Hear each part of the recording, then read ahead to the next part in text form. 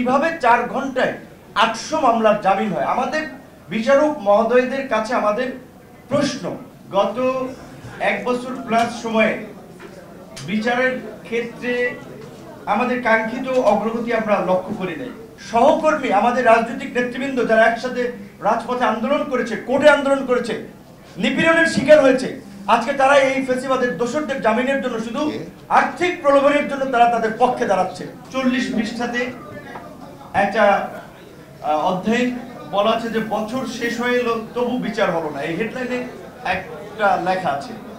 তো সেখান থেকে আমরাও বলতে চাই যে আসলে এই জুলাই গণ অভ্যুত্থানের আন্দোলনে আমরা যারা নেতৃত্ব দিয়েছিলাম, সকল রাজনৈতিক দলসমূহ সবাই কিন্তু বিচার চাচ্ছি এবং বিচারের দাবিতে শুরু থেকেই জোরালো আমাদের অবস্থান ছিল। কিন্তু দুঃখজনক যে গত 1 বছর প্লাস সময়ে বিচারের ক্ষেত্রে আমাদের কাঙ্ক্ষিত অগ্রগতি আমরা লক্ষ্য করি নাই। আপনারা শুনেছেন পত্রপত্রিকায় রিপোর্ট প্রকাশিত হয়েছে যে 3 জন বিচারপতির কাছে প্রধান বিচারপতি সম্ভবত জানতে চেয়েছেন যে তাদের 3 জনের কোর্ট থেকে অনেকগুলো জামিন হয়েছে। যেমন আমরা শুনেছি একজন বিচারপতির কোর্ট থেকে 4 ঘন্টায় 800 জামিন হয়েছে। এখন বিচার বিভাগ নিয়ে প্রশ্ন তোলা যাবে না, কথা বলা সাধারণ মানুষের উচিত না, আমরা সেটা রেসপেক্ট করি, কিন্তু যেখানে যৌক্তিক জায়গা সেই বিষয়টাতে তো আমাদের অ্যাড্রেস করতে হবে। প্রথম আলো সহ বেশ কয়েকটি গণমাধ্যমে কিছুদিন আগে যে প্রকাশিত হয়েছিল এই জুলাই গণ অভ্যুত্থানের মামলায় গ্রেপ্তারকৃতদের 42,000-এর মধ্যে 74%-ই আপনার জামিন হয়েছে। এখানে আমাদের সামনে বসা মির্জা ফখরুল ইসলাম আলমগীর সাহেবের মতো একটা পার্টির সিনিয়র লিডার, একেবারেই বাংলাদেশের সব শ্রেণীর মানুষের কাছে মোটামুটি তার ব্যক্তিত্ব এবং তার রাজনৈতিক ক্যারিয়ারের কারণে সমাদৃত।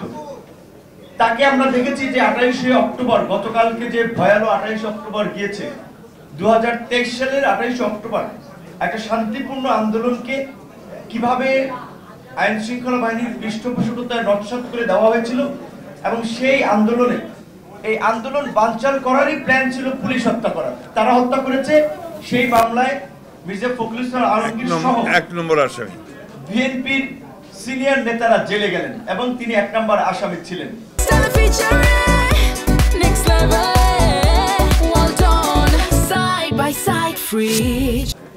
তাদের শারীরিক কন্ডিশন বিবেচনায় জামিনও দেওয়া হয় নাই এবং তার বের হতেও আপনারা দেখেছেন সেই অক্টোবরে গ্রেপ্তার হয়ে ফেব্রুয়ারিতে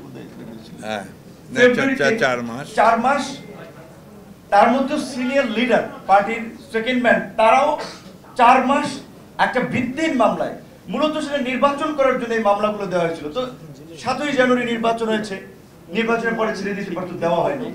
এবং আদালতকে কিভাবে নিয়ন্ত্রণ করা হয়েছে রাজনৈতিক প্রতিপক্ষকে দমন করার জন্য আপনারা জানেন। তো এই গণ অভ্যুত্থানের স্পিরিটকে ধারণ করে অন্তত এই গণহত্যায় যারা জড়িত, এই ফ্যাসিবাদী শাসনের সাথে যারা জড়িত, তারা কারাগারে থাকবে, তাদের একটা দৃশ্যমান পানিশমেন্ট হবে, এটা তো আমরা প্রত্যাশা করতে পারি।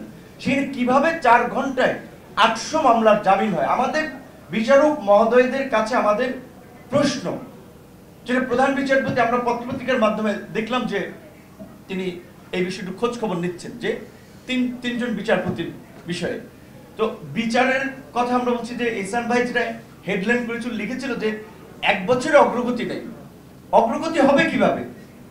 বিচারালয় থেকে শুরু করে সচিবালয়, সামরিক বাহিনী থেকে প্রশাসন, কয়টা জায়গা থেকে আমরা আসলে প্রকৃত অর্থে যারা ফ্যাসিবাদের সহযোগী ছিল, ফ্যাসিবাদকে পৃষ্ঠপোষকতা করেছিল, আমরা মুক্ত করতে পেরেছি। বিচার কি শুধু যারা রাজপথে আমাদের উপরে আক্রমণ করেছে তাদের হবে? শুধু গণহত্যায় যারা আপনার সরাসরি অংশগ্রহণ করেছে তাদের হবে? এই দানবকে যারা তৈরি করেছে, ব্যবসায়ী শ্রেণী, এবং এই দানবকে তৈরি করে যারা লুটপাট করেছে, তাদের বিচার হবে না? এই সরকারের 111-এর সরকার অন্তত আমরা দেখেছিলাম দুর্নীতির বিরুদ্ধে এক শক্ত অবস্থান শুরুর দিকে ছিল। এই সরকারের আমলে বলেন যে এই ধরনের কয়টা অভিযান পরিচালিত হয়েছে, কয়টা দেশের চিহ্নিত দুর্নীতিবাজ লুটেরাদেরকে গ্রেপ্তার করা হয়েছে, বরঞ্চ আমরা দেখি যে অর্থ পাচারকারী, স্বর্ণ চোরাচালানি তারাও জামিনে বের হয়ে যাচ্ছে। কিছু জায়গায় আপনারা জানেন যে ডায়মন্ড ওয়ার্ল্ডের আপনার মালিক ছিলেন দিলীপ আগারওয়াল নামে, তার বিরুদ্ধে স্বর্ণ পাচার থেকে শুরু করে চোরাচালান এমন হেন অভিযোগ নাই, তিনি জামিনে বের হয়ে গিয়েছেন। কিভাবে জামিনে বের হচ্ছে খোঁজ দিয়ে গেলে দেখা যাচ্ছে যে আমাদের রাজনৈতিক নেতৃবৃন্দ পরে এই ক্ষেত্রে তাদের পক্ষে দাঁড়াচ্ছেন, সমর্থন করছেন। এবং এটা আমাদের জন্য লজ্জার যে আমাদের সহকর্মী, আমাদের রাজনৈতিক নেতৃবৃন্দ যারা একসাথে রাজপথে আন্দোলন করেছে, কোর্টে আন্দোলন করেছে, নিপীড়নের শিকার হয়েছে, আজকে তারা এই ফেসিবাদের দোষরদের জামিনের জন্য শুধু আর্থিক প্রলোভনের জন্য তারা তাদের পক্ষে দাঁড়াচ্ছে।